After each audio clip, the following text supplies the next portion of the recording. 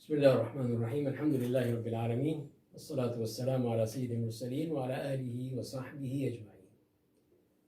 آج کے درس میں ہم وہ حدیث پڑھیں گے جس میں عمدہ بات کرنا، عمدہ گفتگو کرنا، خندہ پیشانی سے ملنا، تو ان خصلتوں کا اور ان آداب کا ذکر فرمایا گیا ہے، جسے قرآن کریم میں بھی اس بات کی طرف اشارہ کیا گیا ہے کہ وَخْفِضْ جَنَاحَكَ لِلْمُؤْمِنِينَ، آپ مومنوں کے لیے اپنے بازو نرم کر دیں۔ اور یہ بھی فرمایا کہ وَلَوْ كُنْتَ فَظًّا غَلِيظَ الْقَلْبِ لَانفَضُّوا مِنْ حَوْلِكَ، کہ اگر آپ تندخو اور سخت دل ہوتے تو یہ یقیناً یہ لوگ آپ صلی اللہ علیہ وسلم کے پاس سے بھاگ جاتے، کوئی نہ رہتا۔ تو یہ اچھے اخلاق کا معاملہ ہوتا ہے کہ اس سے محبت بڑھتی، جب آدمی اچھے اخلاق سے ملتا ہے لوگ اس کے قریب آتے ہیں اور اس کی عزت کرتے ہیں، احترام کرتے ہیں، اس سے محبت کرتے ہیں۔ تو آئیے اس معاملے میں احادیث دیکھتے ہیں۔ پہلی حدیث ہے حضرت عدی بن حاتم رضی اللہ تعالیٰ عنہ کی، وہ فرماتے ہیں کہ رسول اللہ صلی اللہ علیہ وسلم نے فرمایا ہے کہ اتقوا النار ولو بشق تمرہ فمن لم یجد فبکلمۃ طیبہ۔ متفق علیہ حدیث ہے کہ آپ نے فرمایا کہ آگ سے بچو، اپنے آپ کو بچاؤ اور دوسروں کو بھی، اگرچہ کھجور کے ٹکڑے کے ذریعے ہی سے ہو،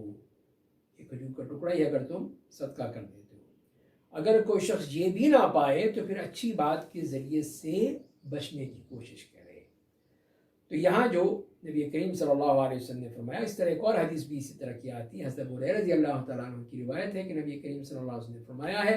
وَالْكَلِمَةُ الطَّيِّبَةُ صَدَقَةٌ، کہ اچھی بات کرنا بھی صدقہ ہے۔ تو یہ جو بتایا گیا ہے، اور اسی طرح اور بھی احادیث ہم دیکھتے ہیں،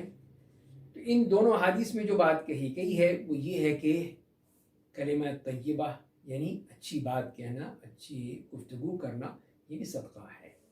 اور اس میں جو کہا گیا پہلی حدیث میں کہ آگ سے بچو، آگ سے بچاؤ اپنے آپ کو،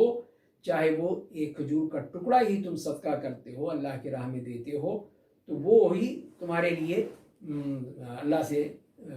اللہ کی آگ سے بچنے کا سامان بن جائے گا، اللہ تعالیٰ بچا لے گا تمہیں تمہارے صدقہ و خیرات کی وجہ سے۔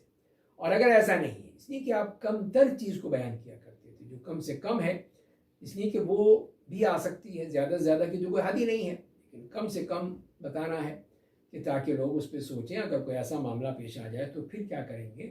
تو اسی لیے آپ نے فرمایا اگر یہ بھی نہیں ہے تو اچھی بات کہہ دو،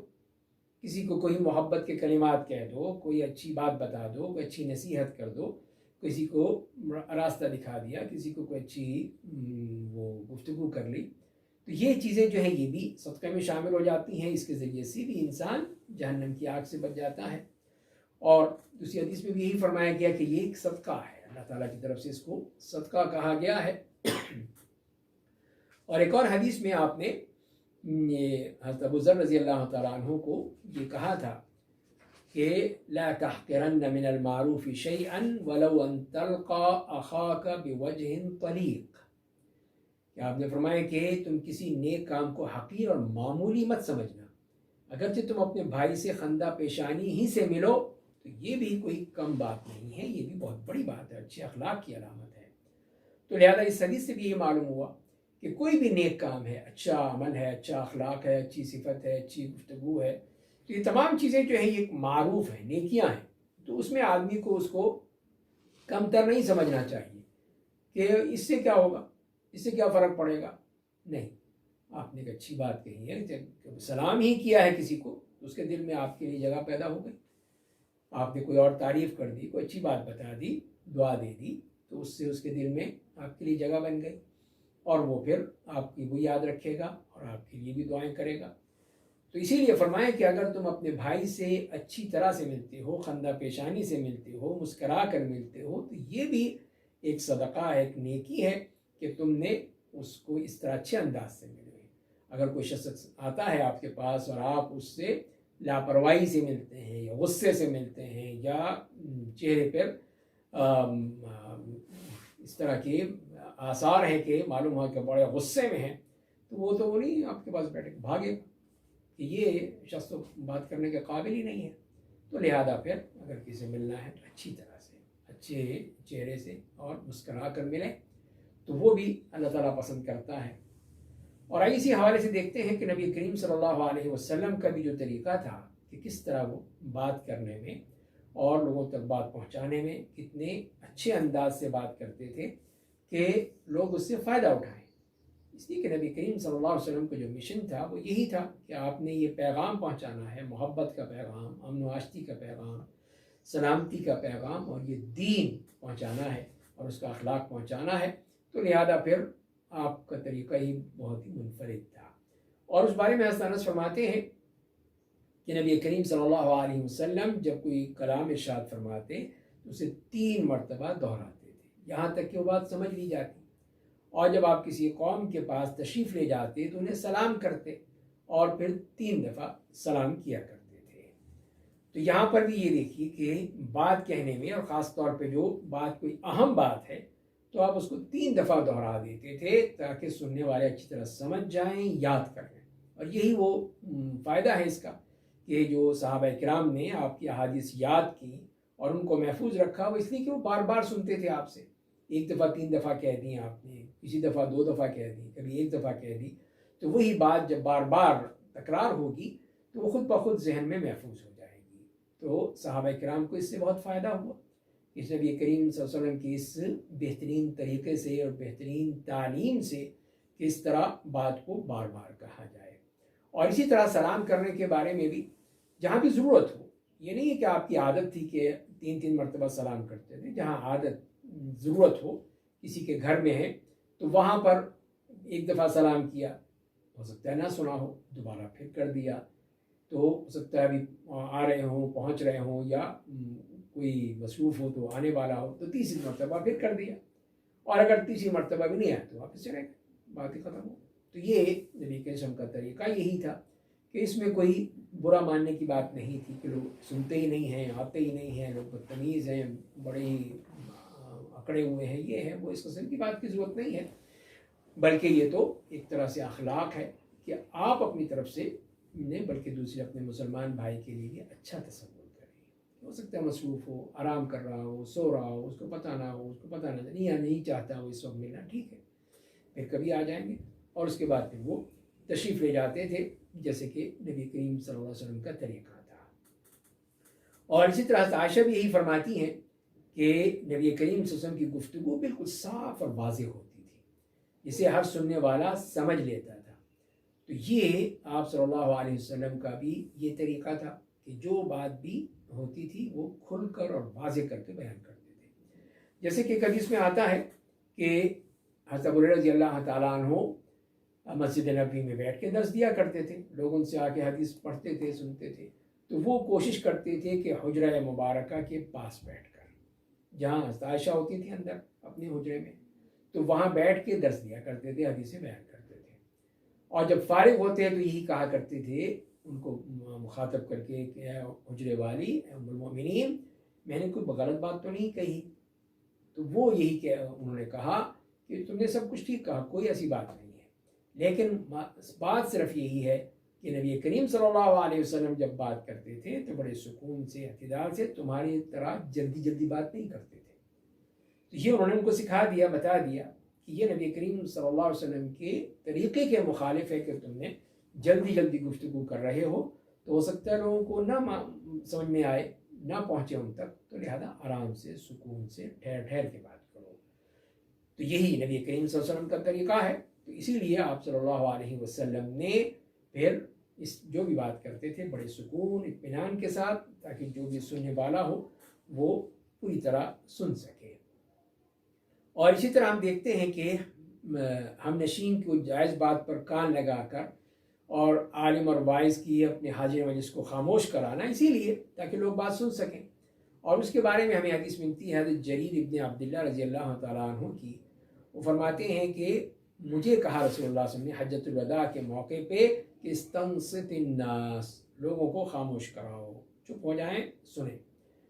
اور پھر آپ نے فرمایا کہ لا ترجعوا بعدی کفارا یضرب بعضکم رقاب بعض، اور فرمایا کہ دیکھو میرے بعد تم کافر مت ہو جانا، ایک دوسرے کی گردنیں مارنے لگو. تو یہاں پر بھی ہے کہ یہ ایک طریقہ بتایا گیا، ادب بتایا گیا ہے کہ ایک شخص بات کر رہا ہے کہیں کوئی خطبہ دے رہا ہے یا تقریر کر رہا ہے یا کوئی گفتگو ہو رہی ہے تو دوسرے لوگوں کو چاہیے کہ اس کو سنیں. اگر دوسرے حاضرین وہ صرف سننے کے لیے آئے ہیں تو ان کو چاہیے سنیں، یہ نہیں کہ آپس میں باتیں کرنا شروع کر دیں. اسی کہ خطبہ جمعہ میں خاص طور پہ تاکید کی گئی کہ جو بھی اس میں کوئی حرکت بھی کرے گا تو اس کو خطبے کا ثواب یا نماز کا ثواب نہیں ملے گا. اور جو بات کرے گا یہاں تک کہ یہ کہہ دے کہ چپ ہو جاؤ، یہ بھی نہیں کہنا چاہیے، اس سے بھی منع کیا ہے. مطلب یہ کہ تم تو کم از کم سنو. تو لہذا پھر یہ ادب میں شامل ہے کہ اگر کوئی گفتگو کر رہا ہو تو دوسروں کو پھر چاہیے کہ وہ غور سے سنیں کہ وہ کیا کہہ رہا ہے. اسی لیے قرآن کریم کو بھی یہی کہا گیا، اذا قرئ القرآن فاستمعوا له وانصتوا لعلکم ترحمون، تم پر رحم کیا جائے گا اگر تم توجہ سے اور خاموشی سے سنو گے. تو لہذا پھر ہمیں یہی، اور پھر حجۃ الوداع کے موقع پہ جیسے اس حدیث میں آتا ہے کہ نبی کریم صلی اللہ علیہ وسلم نے حضرت جلیل سے کہا کہ لوگوں کو خاموش کراؤ، کہہ دو خاموش ہو جائیں، چپ ہو جائیں، اس لیے کہ آپ سے بات کریں گے. تو اسی لیے پھر عالم اور واعظ لوگوں کو یہ کہہ سکتا ہے کہ خاموش ہو جائیے، چپ ہو جائیے، سنیے بات کو. اور اگر کسی کو مقرر کر دے تو اس میں بھی کوئی حرج نہیں ہے کہ کچھ لوگ ایسے کھڑے ہوں کہ جو اگر بات چیت کو ذرا اشارے سے کہہ دیں کہ آپ خاموشی سے سن لیں اس بات کو. اور اس طرح پھر متعلمین کو بھی چاہیے کہ علماء کی بات کو سنیں، کہ علماء کوئی بات کہہ رہے ہیں یا انبیاء کے وارث ہیں تو کوئی اچھی بات بتائیں گے تو لہذا ان کو غور سے سنیں، اس میں کسی قسم کی ان کو پھر وہ مسئلہ نہیں ہونا چاہیے. اور پھر حدیث نے علم کے مدارج بیان فرما دیے ہیں کہ سب سے پہلے خاموش ہونا، پھر کان لگا کر سننا،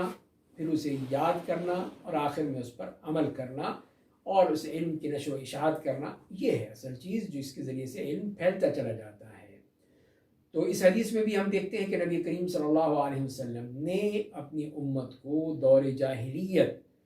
کے حالات سے روکا کہ دیکھو تم اس طرح مت کرنے لگا جیسے کہ دور جاہلیت میں تم قتل و غارت کیا کرتے تھے، ایک دوسرے کو قتل کرنا شروع کر دو اور قتل و غارت شروع ہو جائے اور اس قسم کی دنگا فساد شروع ہو جائے، تو یہ چیز جائز نہیں ہے. تو اہل اسلام کو ایک دوسرے کا قتل کرنے کا عمل جو ہے وہ کفار کے مشابہ ہے، جیسا کہ وہ قبول اسلام سے پہلے ایک دوسرے کو قتل کیا کرتے تھے. تو اسی لیے آپ سمجھتے ہیں سختی سے منع فرمایا. اس خطبے میں بہت سی نصیحتیں ہیں، بہت سی آپ کی طرف سے ہدایات دی گئی ہیں. اس میں سے یہ بات بھی آ گئی کہ مسلمانوں کو یہ نہیں کرنا چاہیے کہ وہ بعد میں ایک دوسرے کو گردنیں مارتے رہیں، قتل و غارت کرتے رہیں. تو اس کو بچانے کی ضرورت ہے، اس سے بچنے کی ضرورت ہے. اور اصل بات جو ہم نے ابھی کہی ہے وہ یہ ہے کہ اس طرح کے ادب کا خیال رکھا جائے، وہ مجلس میں بھی اور مسجد میں بھی اور جہاں پر بھی ہو وہاں پہ خاموشی سے بات کو سنا جائے. تو یہ ایک وہ ادب ہے، یہ اخلاق ہے، یہ وہ صفات ہیں جو کہ سننے والوں کے لیے بھی مطلوب ہیں اور جو سنانے والا ہے اس کے لیے بھی ہے کہ وہ ان کو اس طرف توجہ دلائے کہ آپ غور سے میری بات سن لیں، اس کے بعد پھر آپ بولیں. پھر یہ موقع ہے کہ وہ ان کو پھر وہ ٹائم دے کہ اب اگر کوئی بات کرنا چاہتا ہے تو بات کر لیں، کوئی سوال کرنا چاہتا ہے، کسی قسم کی وضاحت کرنا چاہتا ہے، کوئی اس میں اضافہ کرنا چاہتا ہے تو وہ کر لیں. تو یہ ایک اچھا طریقہ ہوگا. لیکن درمیان میں گفتگو کرنا یہ ادب کے خلاف ہے. تو اسی لیے پھر اس سے ہمیں منع کیا گیا کہ ہم اس قسم کی حرکت کریں. اللہ تعالیٰ ہمیں قرآن کریم اور نبی کریم صلی اللہ علیہ وسلم کی سنت کے مطابق چلنے کی توفیق عطا فرمائے اور ان آداب اور اخلاق کو پوری طرح اپنے اندر سمونے کی کوشش کرے. وآخر دعوانا ان الحمد للہ رب العالمین.